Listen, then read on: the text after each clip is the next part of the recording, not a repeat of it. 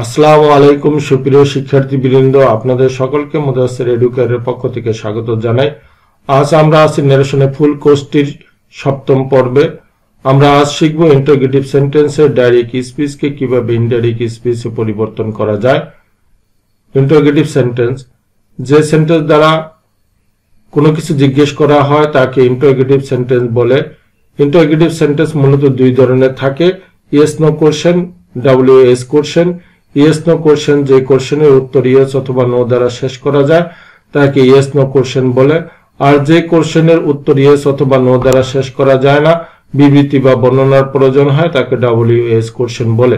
Yes no কোশ্চেনের গঠন AB, অর্থাৎ auxiliary verb plus subject plus main verb plus object plus extension প্রশ্নবোধক চিহ্ন।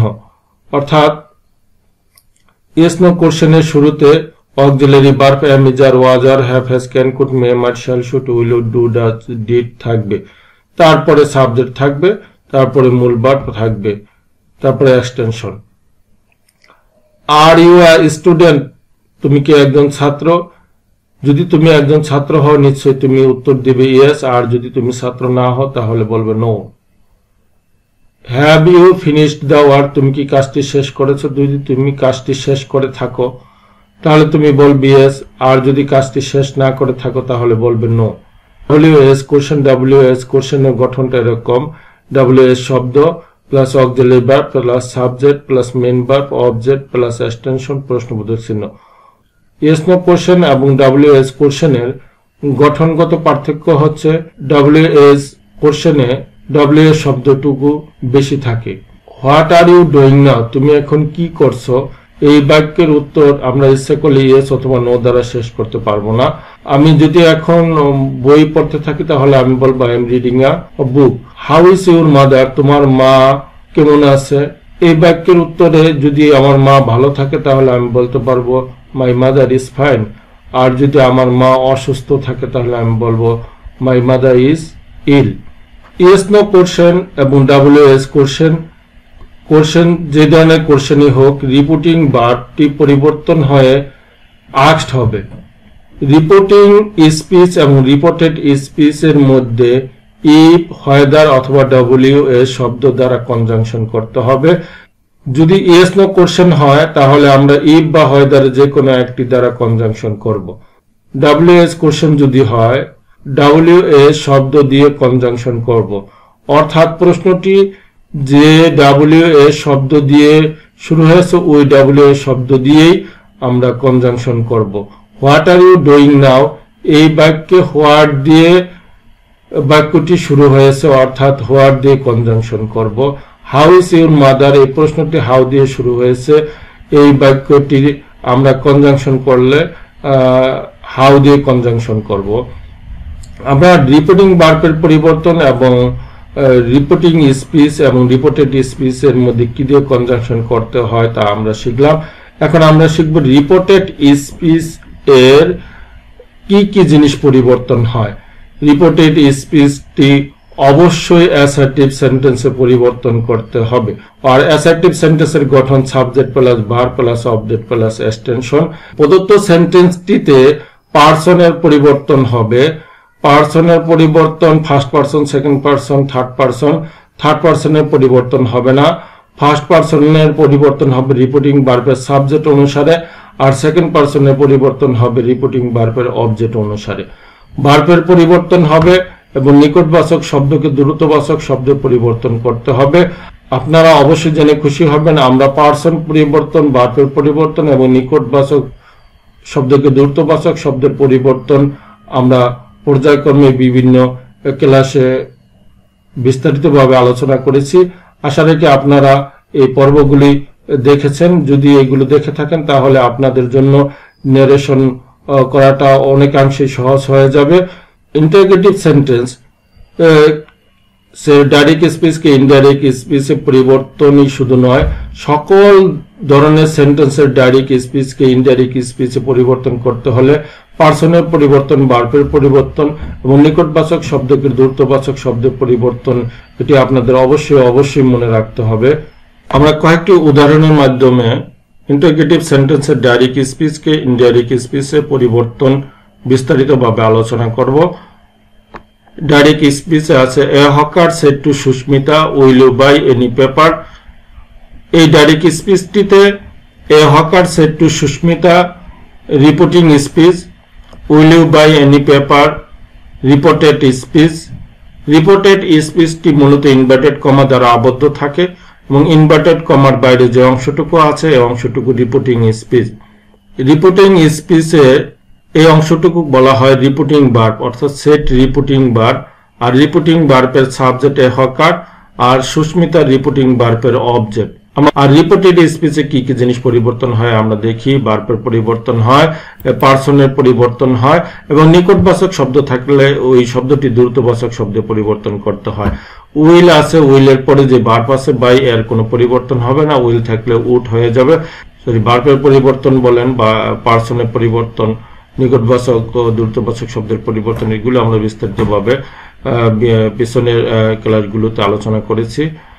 ইনডাইরেক্ট স্পিচ, এই ইনডাইরেক্ট স্পিচ প্রথমে আমাদের কি করতে হবে, রিপোর্টিং ভার্বের সাবজেক্ট নিয়ে আসতে হবে। রিপোর্টিং ভার্বের সাবজেক্টের পরে আমাকে দিতে হবে এই সেট টু পরিবর্তন করতে হবে, সেট টু পরিবর্তন করে আস্ক, এবং তারপরে আমরা আনবো রিপোর্টিং ভার্বের অবজেক্ট। রিপোর্টিং ভার্বের অবজেক্ট আছে সুস্মিতা, সুস্মিতার আনার পরে এখন আমার কি করতে হবে, রিপোর্টিং স্পিচ এবং রিপোর্টেড স্পিচের মধ্যে আমরা ইফ দ্বারা কনজাংশন করব, কারণ এই রিপোর্টেড স্পিচটি ইয়েস নো কোশ্চেন অর্থাৎ এই যে অক্সিলারি ভার্ব দিয়ে শুরু হয়েছে, এর আগে কোনো ডব্লিউ শব্দ নাই। যদি কোনো ডব্লিউ শব্দ থাকতো তাহলে আমরা ওই ডব্লিউ শব্দ দিয়ে কনজাংশন করতাম। এখন আমাকে কি করতে হবে, এই ইন্টারোগেটিভ সেন্টেন্সটিকে অ্যাসার্টিভ সেন্টেন্সে পরিবর্তন করে নিয়ে আসতে হবে।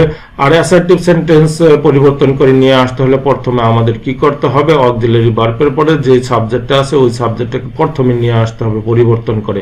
রিপোর্টিং স্পিচে ইউ পরিবর্তন হবে রিপোর্টিং ভার্বের অবজেক্ট অনুসারে, অর্থাৎ সুস্মিতা অনুসারে পরিবর্তন হবে। এখন আমার চিন্তা করতে হবে ইউটা কোন পজিশনে আছে।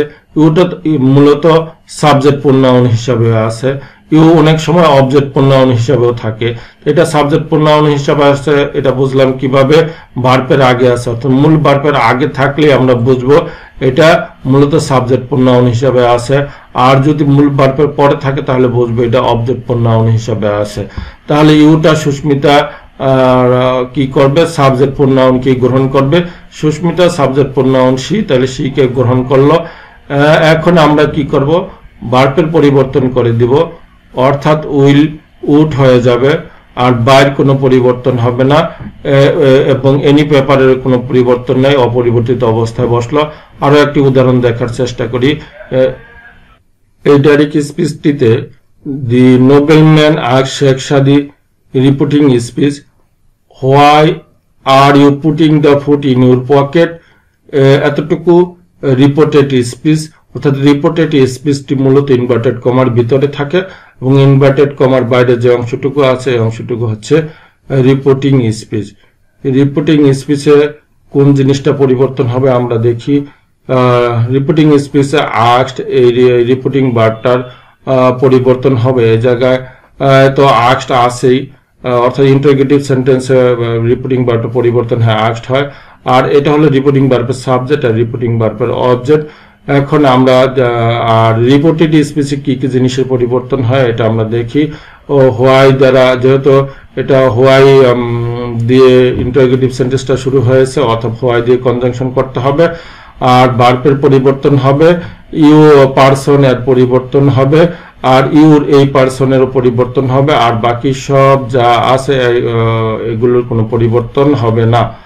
তাহলে ইনডাইরেক্ট স্পিচে দেখি। ইনডাইরেক্ট স্পিচে দি নোবেলম্যান সাবজেক্ট, রিপোর্টিং ভার্বের সাবজেক্ট, আর আস্কড আস্কড, আর এই জায়গায় আছে শেখ সাদি রিপোর্টিং ভার্বের অবজেক্ট, কনজাংশন করলাম দ্যাট দিয়ে।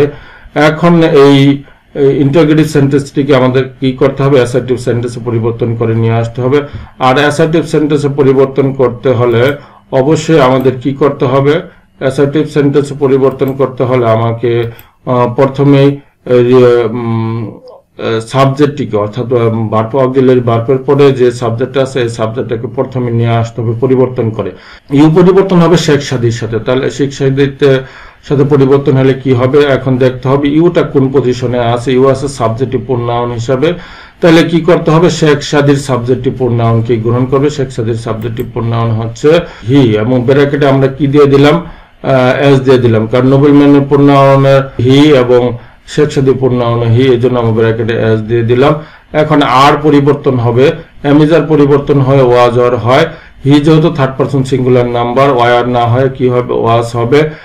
এবং এই পুটিং দ্য ফুড ইন, এই পর্যন্ত কোনো পরিবর্তন হবে না, অপরিবর্তিত অবস্থায় বসলো। ইউর পরিবর্তন হবে, ইউর পরিবর্তন হবে রিপোর্টিং ভার্বের অবজেক্ট অনুসারে। রিপোর্টিং ভার্বের অবজেক্ট আছে শেখ সাদি, এই শেখ সাদির অনুসারে পরিবর্তন হবে।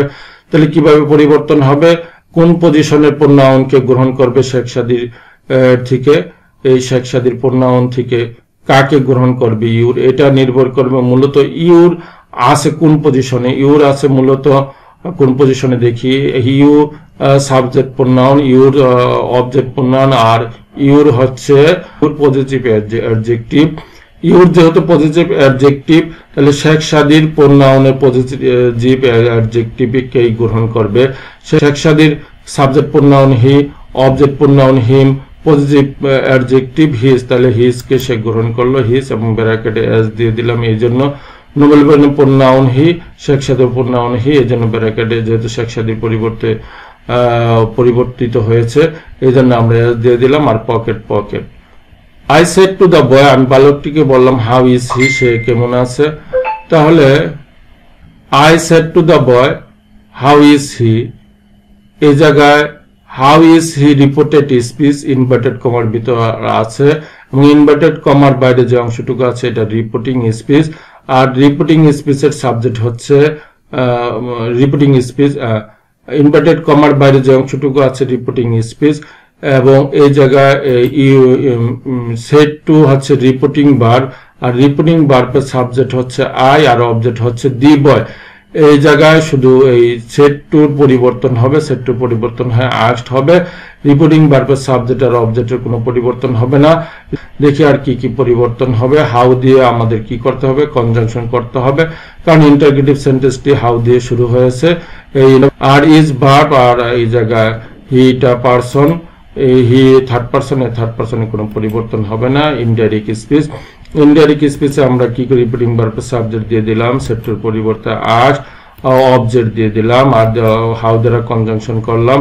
এখন আমরা যেহেতু ইন্টারগেটিভ সেন্টেন্সকে আমাদের কি করতে হবে, অ্যাসার্টিভ সেন্টেন্সে পরিবর্তন করতে হবে, সেহেতু আমাদের কি করতে হবে, হিটাকে প্রথমে নিয়ে আসলাম। আর অ্যামিজার পরিবর্তন হয় ওয়াজ ওয়ার, আর যেহেতু এটা হি যেহেতু থার্ড পারসন সিঙ্গুলার নাম্বার, সেই জন্য আমরা ওয়াজ দিয়ে দিলাম। I said to him how is your mother, তোমার মা কেমন আছে। I said to him how is your mother, how is your mother reported speech, I said to reporting speech. Reporting স্পিচের মধ্যে সেড টু রিপোর্টিং ভার্ব, আর reporting ভার্বের subject হচ্ছে I, আর অবজেক্ট হিম। এই জায়গায় রিপোর্টেড স্পিচে কি পরিবর্তন হয় দেখি, হাউ পরিবর্তন হবে না। হাউ দ্বারা কি করতে হবে, কনজাংশন করতে হবে, এবং ইজ এর পরিবর্তনে ভার্বের ইজ এর পরিবর্তন হবে, এবং ইউর পরিবর্তন হবে, মাদারের কোনো পরিবর্তন হবে না। Indirect speech I, reporting verb subject I, reporting verb পরিবর্তন হয় আস্কড হলো, আর অবজেক্ট হিম। এই জায়গায় কনজাংশন করতে হবে হাউ দিয়ে, হাউ দিয়ে কনজাংশন করলাম। এখন এই ইন্টারগেটিভ সেন্টেন্সটা অ্যাসার্টিভ সেন্টেন্স পরিবর্তন করতে হলে হাউ ইজ ইউর মাদার, এখানে সাবজেক্ট আছে ইউর মাদার, ইউর মাদারের আমার কি করতে হবে, ইউর পরিবর্তন করে প্রথমে নিয়ে আসতে হবে। ইউর হচ্ছে পজিটিভ অ্যাডজেক্টিভ, পজিটিভ অ্যাডজেক্টিভ কখনো একা বসতে পারে না, অবশ্যই সে একটা নাউনকে নিয়ে বসে। এখন ইউর সেকেন্ড পারসন পরিবর্তন হবে রিপোর্টিং ভার্বের অবজেক্ট অনুসারে। এখন দ্বিতীয়ত আমার চিন্তা করতে হবে এই ইউরটা কোন পজিশনে আছে। ইউর আছে মূলত পজিটিভ অ্যাডজেক্টিভ হিসেবে, তাহলে হিমের পজিটিভ অ্যাডজেক্টিভকে আমরা গ্রহণ করলাম। হিমের positive adjective his, his positive adjective একা বসতে পারবে না, তাহলে কি হিজ মাদার দিলাম, তো অ্যামিজার পরিবর্তন হয় ওয়াজ ওয়ার হয়। এখন আমরা কি দিয়ে দিলাম, ওয়াজ দিয়ে দিলাম। কি জন্য ওয়াজ দিলাম, his mother third person singular number, এই জন্য ওয়াজ দিলাম। শুরু থেকে শেষ পর্যন্ত আমার এই ক্লাসটি মনোযোগ সহকারে দেখার জন্য আপনাদের সকলকে আন্তরিকভাবে ধন্যবাদ জানাচ্ছি। শুরু থেকে শেষ পর্যন্ত আমার এই ক্লাসটি মনোযোগ সহকারে দেখার জন্য আপনাদের সকলকে আন্তরিকভাবে ধন্যবাদ জানাচ্ছি। আমরা আগামী পর্বে শিখব ইম্পারেটিভ সেন্টেন্সের ডাইরেক্ট স্পিচকে কিভাবে ইনডাইরেক্ট স্পিচে পরিবর্তন করা যায়। আশা রাখি আপনারা লাইক, কমেন্ট, শেয়ার এবং সাবস্ক্রাইব করে আমাদের সাথে থাকবেন। পরবর্তী ক্লাসের আমন্ত্রণ জানিয়ে আজকে এর মধ্যে শেষ করছি। আসসালামু আলাইকুম ওয়া রাহমাতুল্লাহি ওয়া বারাকাতুহু।